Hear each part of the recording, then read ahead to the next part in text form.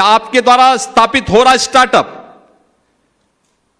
जो आपको job seeker नहीं, जॉब क्रिएटर के रूप में आपको प्रस्तुत करता है, ये भारत की और विकसित भारत की और आत्मनिर्भर भारत की संकल्पना को पूरा करता है, जो प्रधानमंत्री मोदी जी ने देश की आजादी के शताब्दी महोत्सव के लिए भारत के नौजवानों के लिए टारगेट दिया है।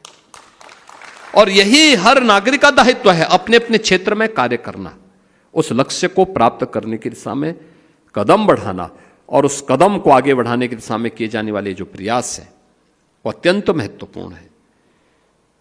याद रखना, जीवन में हताशा और निराशा के लिए कोई अवसर नहीं, नए नए अवसर आए। आज तो हम यूपी के अंदर यूपी एग्रीज में भी काम कर रहे हैं, यानी एग्रीकल्चर के में टेक्नोलॉजी का उपयोग करते हुए कैसे किसान की आमदनी को और अच्छा आगे बढ़ाने के लिए काम किया, कैसे कर सकते हैं, उस दिशा में प्रयास।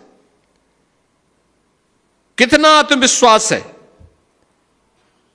उस बेटी में जिसने कहा कि मैं 27,000 रुपये अपने दम पे कमाती हूं, अपनी मां का उपचार भी कर रही हूं और साथ साथ घर की व्यवस्था का संचालन भी कर। यह है स्वावलंबन।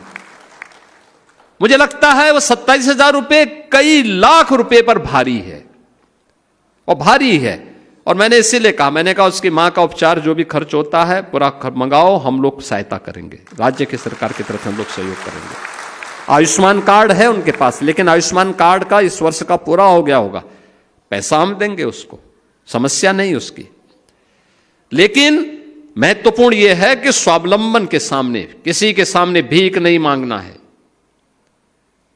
स्वावलंबन के साथ आगे बढ़ना है, और ये देश की सबसे बड़ी ताकत होती है। उस ताकत को आगे बढ़ाने की दिशा में जो प्रयास हो रहे हैं वो अभिनंदनीय प्रयास है, और इसलिए हताशा निराशा के लिए नहीं। याद रखना, कोई बड़ा उद्यमी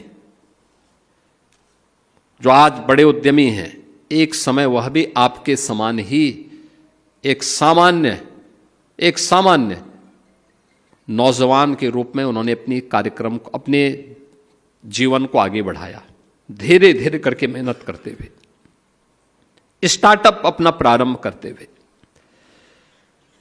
कोई एक ऐसा काम प्रारंभ करते हुए धीरे धीरे करके उन्होंने विस्तार लिया, निर्णय लेने की सामर्थ्य विकसित की और अच्छा करने की सामर्थ्य विकसित की।